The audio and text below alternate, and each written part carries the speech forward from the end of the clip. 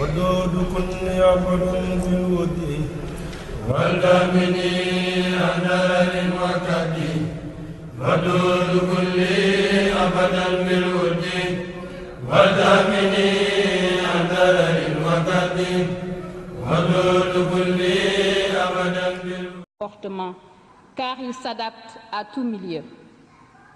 La paix, la tolérance, la solidarité, le sens du travail, le respect de l'autre seront toujours notre créneau. Pour que chaque invité garde un souvenir inoubliable de cette journée, nous avons sollicité d'éminents conférenciers pour nous éclairer sur chaque point de notre panel. Et une fois de plus, nous vous remercions d'avoir bien voulu répondre à notre invitation. Et nous souhaitons que la grâce de Dieu, en ce moment béni de Ramadan pour tous les musulmans, et en ce jour de commémoration pour nous, autres mourides, nous accompagne dans tous nos comportements de musulmans et de talibés obéissants au ndigal. Sëñ Saliou Mbacké, Cheikh Mourtada Mbacké ak sëñ Modou Aminta Fall yàlla nañ fi sax te wér amiin barke sëñ Fall.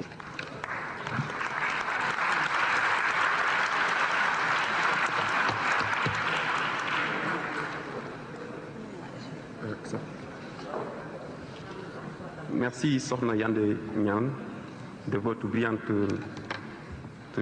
déclaration en vue de la commémoration de l'exil de Seigne Touba. Maintenant, chers invités, nous allons donner la parole à un grand intellectuel du mouvement mouridisme qui est Serigne Mouride Niang, talibé Serigne Touba Cheikh Saliou Mbacké. Donc Serigne Mouride Niang bu ñu si amee ndigal kàddu gaa ngoog. billahi mina shaytaani rajiim bismillahi rahmaani rahiim wassalaatu wassalaamu ala alhaadi al-amiin sayyidina shafiina al-kariim xayru kulli xalqin ahmada alayhi salli summa sallim sarmada muhammadu rasulillahi sallallahu taala alayhi wa sallam rasulillahi sallallahu alayhi wa sallam ici présente à chaque frère à chaque sœur talibé de Khadimul Mustafa, un de vos amis et frères musulmans et disciples de Serigne Touba vous salue avec tout le respect dû à votre égard. À votre nom, je commencerai simplement à présenter notre salut le plus empreint de piété, notre ziara à travers à Cheikh Mohamed El Fadel Ibn Cheikh Chouaïbou Mbacké ici présent, accompagné de ses frères que nous avons déjà cités, Serigne Mouhamadul Mbakki Ibn Cheikh Abdoulaye Al Ahad, Serigne Khadim Mbacké et Serigne Khalil Mbacké. Nous le présentons un grand ziara, celui que les frères et grands disciples pionniers avaient fait à Serigne Touba à Sarsara lorsqu'ils venaient leur dire inna allazina ila Sarsara qad qasadu ziyarati faraxo daarayni aw saara. Les disciples de Serigne Touba, à un moment difficile où l'obscurité et je dirais même l'obscurantisme s'aplanissait à travers tout le Sénégal, toute l'Afrique de l'Ouest et toute l'Afrique en entier. Rappelez-vous que ce centenaire découle dans ce moment où le Sénégal, capitale de l'AOF et en même temps du gouvernorat général, vivait dans une époque difficile, avais-je dit, puisque c'était le moment de la grande colonisation, la colonisation de la France sur toute l'Afrique francophone. Le Sénégal à Saint-Louis devait donc voir le siège de celui qu'on appelait le gouverneur général, qui devait coiffer l'organisation de l'Afrique de l'Ouest et de l'Afrique équatoriale. Les pays de l'Ouest de l'Afrique, la Guinée, le Mali, le Sénégal, la Mauritanie étaient organisés autour de ce qu'on appelait en son temps l'Afrique occidentale française, AOF. Le reste de l'Afrique était organisé au niveau du Congo avec le gouverneur Félix Eboué, qu'on appelait l'AEF, l'Afrique équatoriale française. Ces deux entités que sont l'AEF et l'AOF étaient dirigées par un gouverneur qui devait représenter l'autorité exécutive de la France au niveau du nord du Sénégal, c'était Saint-Louis du Sénégal. C'est en ce moment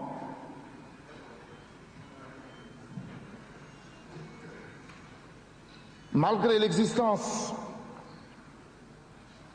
de certaines lueurs de la religion islamique, que Cheikh Ahmad Bamba Khadim al-Mustafa allait entrer dans la scène géopolitique. Au moment où la France avait décrété une nouvelle forme de colonisation qu'elle allait appliquer au Sénégal comme étant la première pépinière, celle d'une colonisation qui aura à transformer l'homme sénégalais en une autre personne qui aura une personnalité qui n'aura à rien en conformité avec la sunna de Mohammed sallallahu alayhi wa sallam. C'est dans ce cadre-là que Serigne Touba a apparu au XIXe siècle et devait revaloriser l'islam, devait redonner à l'islam ses véritables valeurs en faisant, dans une situation difficile, le travail que je vais essayer succinctement de résumer. Après Mohammed alayhi salam, l'islam a eu à se développer à travers les grands précurseurs que sont Cheikh Abdul Qadir Jilani, Sultan Awliyaï, Cheikh Ahmed Tidiane Chérif, Rabiallahu ta'ala anhu, Abel Hassan Sazali et tant d'autres comme Imam Ghazali. Ceux-là étaient originaires de Perse, d'Iran. Ceux d'autres étaient algériens, mais avaient plus base au niveau du Maroc à Fès. L'enseignement que ces hommes prodiguaient était effectivement cet enseignement que Serigne Touba avait eu à développer à travers les premières daras, les premières écoles coraniques. À savoir l'enseignement qui allait s'accouter autour de trois grands principes. Celui du tawhid, celui du fiqh, de la charia ou de la législation, et celui du tasawwuf, du soufisme.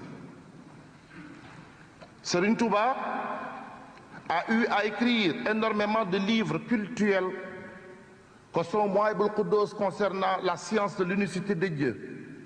C'est cette science qui t'apprend qui est Dieu, comment l'appréhender, quelle est la philosophie, quelle est la méthodologie que tout individu doit utiliser à travers cette connaissance. Serigne Abdoulaye nous disait d'ailleurs que pour mieux comprendre Allah, ce n'était pas à travers sa quintessence en tant que telle, dans la mesure où le créé ne peut pas appréhender la totalité du créateur, sinon il devient créateur lui-même. C'est à partir de ce que Dieu a créé, les cieux, ce que Dieu a créé, la terre, qu'il parvient à savoir que, en toute chose étant, il y a un créateur derrière cela, la bonne philosophie du déterminisme. C'est en cela qu'on doit apprendre que Allah est unique, il est Wahd, il est Wahid Ahad, qu'il est le seul détenteur de tout pouvoir et que tout être doit se soumettre à sa volonté.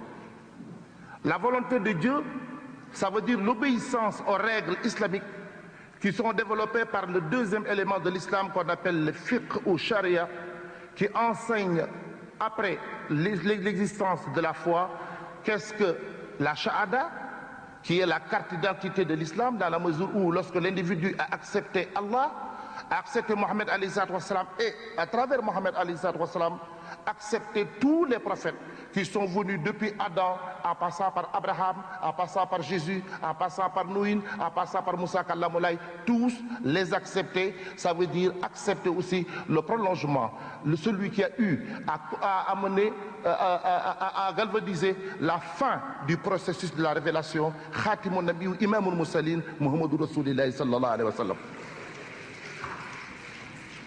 Accepter Mohammed alayhi salam donc et l'ensemble de ses prophètes, mais aussi accepter l'existence d'autres êtres qui ne sont ni de la race minérale, ni végétale, ni animale, ni humaine, que sont les anges, qui sont créés dans la nour, dans la lumière de Dieu, comme Azraël, comme Israfil, comme Gabriel, qui existent proches de la royauté divine.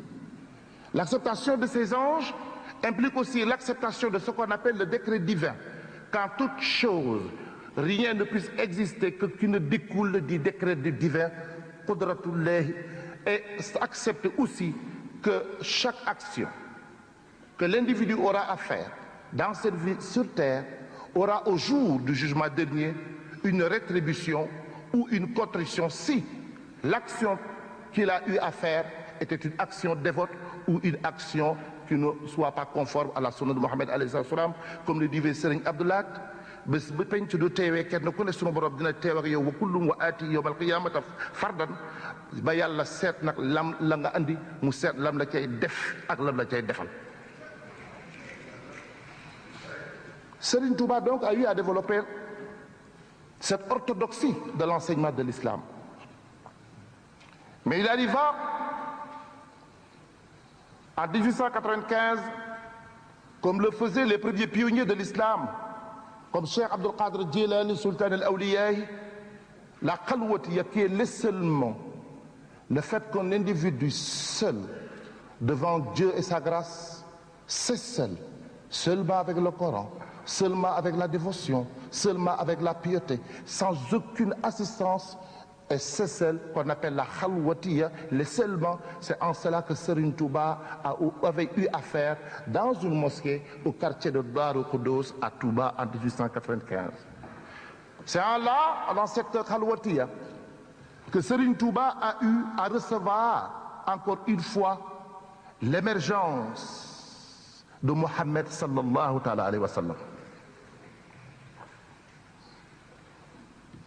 L'amour qu'il avait du prophète, la lumière qui inondait l'ensemble des fibres de son corps pour le service d'Allah subhanahu wa ta'ala était tellement incommensurable que lorsque Serigne Touba eut cet avènement, avant même qu'il n'ait 40 ans, Mustafa sallallahu alayhi wa sallam lui donna le grade de Khutb Saman de Khutbaniya, qu'une personne, autre que Mohammed al-Makki, n'avait eu ce grade de Khutba avant même l'âge de 40 ans.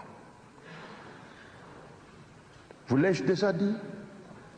Son amour profond de Mohammed et sa détermination à servir l'islam faisait en sorte qu'il déclara à Mohammed alayhi salam, qui était entouré de Ahlul Badr, que l'amour qu'il a voudrait qu'il veuille participer à ceux qui sont proches, sans intermédiaire, proches de l'élu des prophètes, Mohammed sallallahu alayhi wa sallam. C'est ainsi que Mohammed lui déclara qu'il sera difficile, chez Ahmad Bamba, de faire aujourd'hui partie des Ahlul Badr.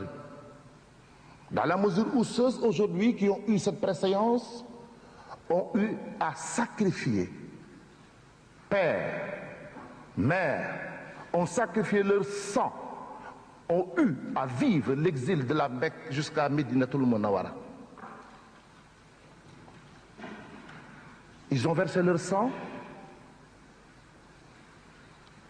par le truchement de ce qu'on appelle la djihad al-sakhir, la petite djihad. Aujourd'hui, il n'est plus question de verser du sang. Il est question de la djihad nafs. C'est ainsi que Serigne Touba déclara à Mohammed alayhi salam, pour lui faire comprendre un serment qui allait l'engager encore une fois à tout jamais à la vivification de la ilaha illallah Sayyidina Muhammad Rasulullah sallallahu alayhi wa sallam. Il suffit de regarder l'un des grands livres de Salatu ala Nabi qu'on appelle Muqaddimatul Khidma, où Serigne Touba déclara Billahi lazi la ilaha illa huwa karim al-alim al-ayati wa mamati wa sakarati wa harakati wa sakanati ma'a Sayyidina Muhammad sallallahu alayhi wa sallam. Serigne Touba s'engagea de façon résolue à déclarer à Mohamed que là où le sang a eu à être versé dans les sillons de la Mecque, dans le désert, j'aurai à verser de l'encre qui aura à vivifier le cœur des hommes pour qu'ils ne puissent aimer que Allah, parce qu'ils ne puissent servir que Allah et la cause de Muhammad Rasulullah sallallahu alayhi wa sallam. Serigne Touba donc, s'engageant par cette voie, mais devait redéfinir la dara. Ce n'était plus la dara avec de l'encre, mais la dara sans encre. Vous allez me dire, comment enseigner sans encre? Comment enseigner sans encrier? Mais la question reste simple. Comment Mohammed alayhi salam, qui était Nabi Lumi, donc analphabète, qui ne pouvait pas regarder une seule lettre écrite où c'était Ahmadou, il n'était pas capable de lire Ahmadou. Mais lorsqu'il élevait la tête sur Al-Wal Bakhfous, sur la table gardée, il était capable de savoir l'existence de tout être créé par Allah. Alors, comment Mohammed avait eu à enseigner, à éduquer Sayyidina Abubakar Sadiq, ou Sayyidina Ali, ou Sayyidina Moussa, ou Sayyidina Ousmane? C'est justement cette dara sans encre que Serigne Touba allait encore ramener sur terre. C'est ce qu'on appelle, par le truchement de ce qu'on appelle le tarbiya, le tarhiya, le tafsir. Ça veut dire qu'il est bien pour quelqu'un doué de raison de lui apprendre les rudiments de la connaissance, qu'il puisse appréhender l'existence de Dieu et qu'il sache que Dieu existe. Et qu'il sache que Mohammed est un prophète. Mais rappelez-vous que ce n'est que par la raison qu'on a appris une science. Mais Serigne Touba, sachant que même étant un alim, même doué de raison, l'on peut oublier dans le cheminement de la pratique de l'islam à un moment ou à beaucoup de moments, oublier l'existence de Dieu, qu'il soit présente dans chacune de tes actions, où l'homme fasse ce qu'on appelle le shirk, ou à un moment croire que chaque action ou chaque élément qu'il a eu à bénéficier, qu'il exclut la grâce ou qu'il exclut le décret divin. Cet homme, il a beau être un homme doué de raison, un homme intelligent, un grand alim qui est rempli de connaissances, l'ivresse, mais dès l'instant qu'il agit un seul moment, en faisant du shirk, il est à jamais banni sur la liste des croyants. Le corps qui s'agenouille et qui fait des rakas, des sujud, qui doit être l'élément par excellence de soumission à Dieu, à ses principes et à ses préceptes, peut aussi avoir ou commettre des péchés les plus graves. Je vous rappelle à la lecture de Suratul Maoun, maudit soit ce qui prie ostensiblement. Est-ce donc le fait de connaître la prière, ce qui est formidable? Est-ce le fait d'aller à la Mecque? Est-ce le fait de faire le ramadan? Est-ce le fait de donner la zakat, qui sont les éléments piliers de l'islam pour que le musulman soit entaché d'ostentation ou comme l'avait eu à le faire, ou d'orgueil, comme d'ailleurs avait eu à le commettre un grand qu'on appelait Shaitan Rajim. C'était un malaïka, un ange, proche de Dieu, mais à cause de son orgueil, de bénir et de faire le sujoud, comme le Dieu lui avait demandé, pour vivifier la grâce de Bani Adama, c'est à cause de cet orgueil que Satan a existé, compte tenu du fait que Dieu lui a dit, ce que j'ai créé de meilleur sur terre, toutes les richesses que j'ai créées sur terre et dans l'eau sont à jamais dévolues comme étant au moins de subsistance pour la meilleure des créatures que j'ai à faire, c'est Bani Adama. وَلَقَدْ كَرَمْنَا بَنِي آدَمَ وَأَمَّلْنَاهُمْ فِي الْبَرِّ وَالْبَحْرِ وَرَزَقْنَاهُمْ مِنَ الطَّيِّبَاتِ وَفَضَّلْنَاهُمْ عَلَىٰ كَثِيرٍ مِّمَّنْ خَلَقْنَا تَفْضِيلًا. La meilleure créature, c'est vous, messieurs, c'est vous, mesdames. Mais ce qui fait réellement la grâce, ce qui peut faire en sorte que l'individu puisse être estimé, respecté, ce n'est pas le fait que l'individu puisse se mouvoir lorsqu'il est interpellé au même moment que l'animal qui lui donne la même réponse. Il faut que l'homme, lorsqu'il est interpellé, donne une réponse culturelle, une réponse culturelle. Voilà ce que j'appelle la dimension de l'humanisme de l'islam. C'est ainsi que Serigne Touba revalorisera par l'éducation la transformation qualitative de l'être par le tarbiya tous les disciples qui auront eu à s'engager avec lui dans la voie de l'élévation de l'âme, de la roue. De la même manière que les premiers compagnons du prophète Mohammed avaient fait ce qu'on appelle dans l'histoire la Bay'atul Ridwan. Ce que les Wolofs disent, les Djebouloux qu'on apprend par exemple dans l'histoire comparative, ce qu'on appelle la Bay'a. Cette Bay'a avait eu à exister lorsqu'au traité de Hudaybiya, les compagnons, les sahabas du prophète avaient demandé à Mohammed sallallahu alayhi wa sallam, Ya Rasulillah alayhi wa sallam, vous nous avez fait combattre Badr. Vous nous avez fait exiler de Médina, de la Mecque jusqu'à Médine.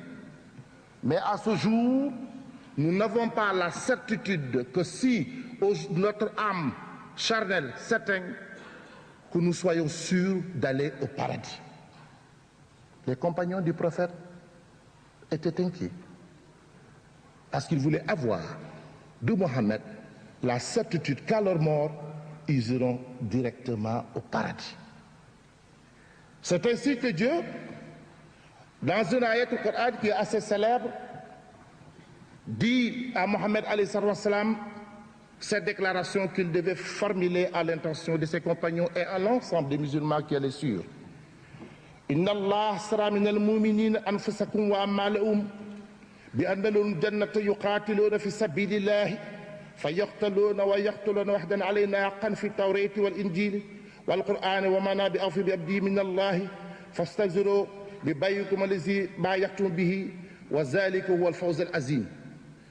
Cette ayat du Coran, lorsqu'il descendit, Dieu dit aux compagnons du prophète, dites-leur qu'à partir d'aujourd'hui, moi Dieu qui leur avait donné vie, moi Dieu qui leur avait donné force, je leur demande résolument de s'engager à utiliser leur force, leur bien pour la vivification de l'islam.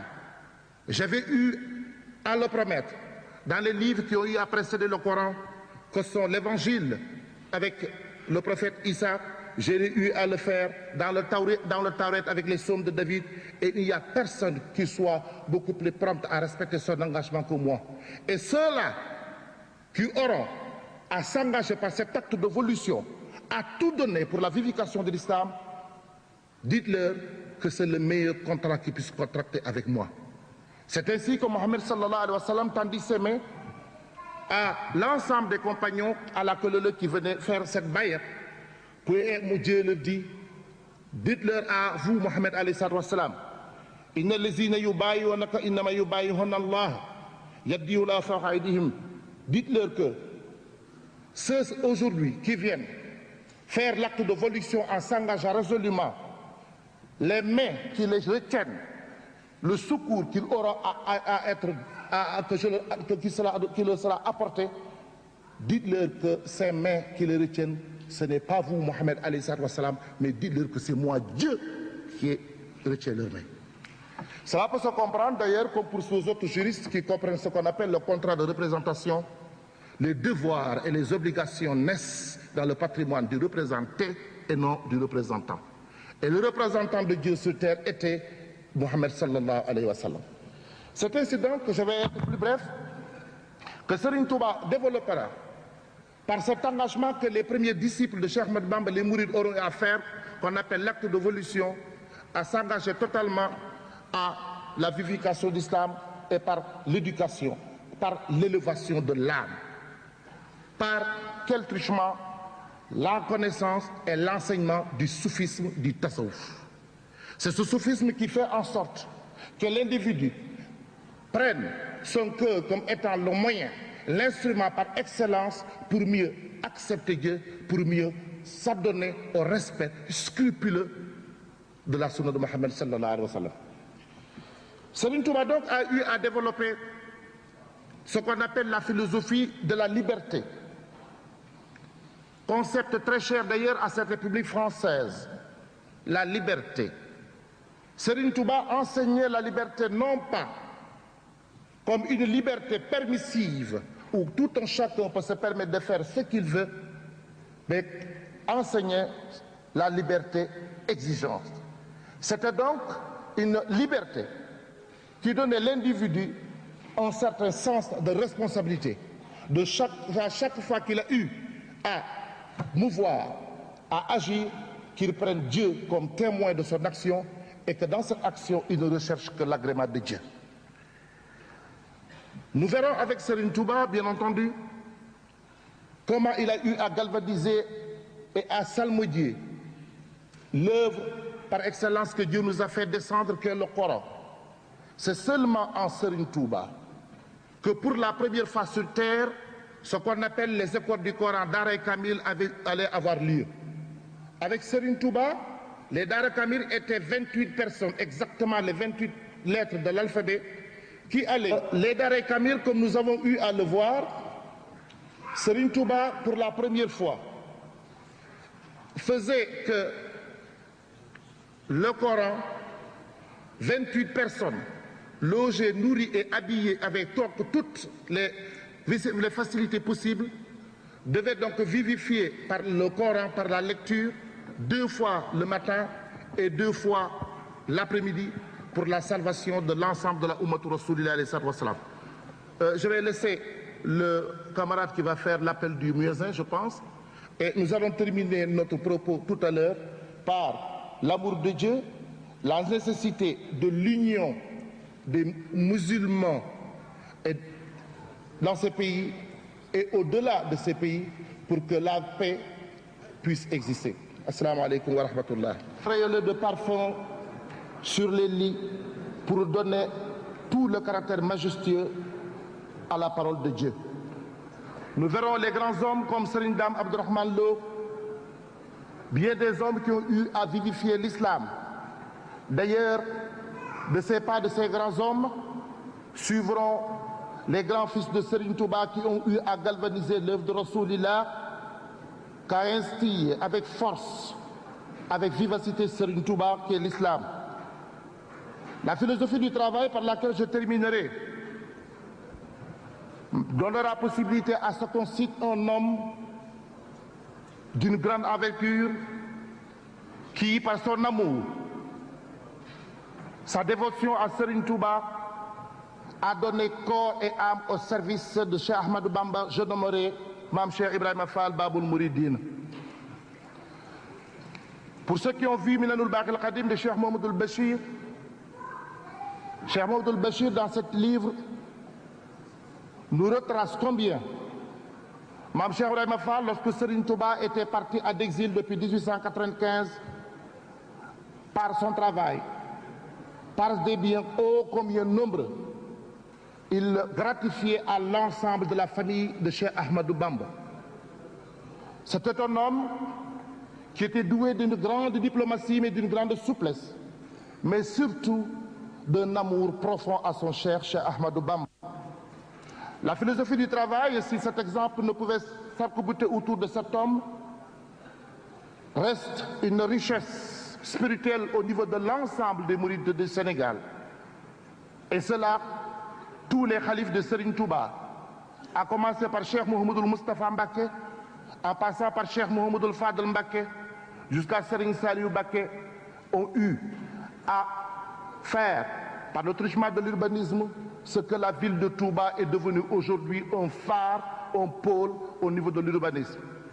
C'est d'ailleurs à cause de ce succès éclatant des talibés derrière les fils de Cheikh Ahmadou Bamba que la ville de Touba a eu à être promise lors de la grande conférence mondiale des Nations Unies de l'habitat qui s'était déroulée en 1996 à Istanbul, lorsqu'une forte délégation dirigée par Serigne Moustapha Salihou Mbacké, Serigne Ahmad Mbacké de Cheikh Modou Moustapha, suivi de son frère Serigne Modou Mahmoud de Cheikh Mouhamadoul Fadel et de Serigne Cheikh Mbacké, l'actuel khalif de Serigne Abdoul Qadir Mbacké, et de moi-même, votre serviteur, nous étions partis pour démontrer à la face du monde que l'œuvre de Serigne Touba était un point, qu'aujourd'hui, les grands mots qui interpellent les villes, que sont tous les délinquances, la violence et autres, si on regarde ce qui se passe au niveau de Touba et par la spiritualité et la transformation qualitative de l'homme, ces enseignements peuvent être bénéfiques pour l'ensemble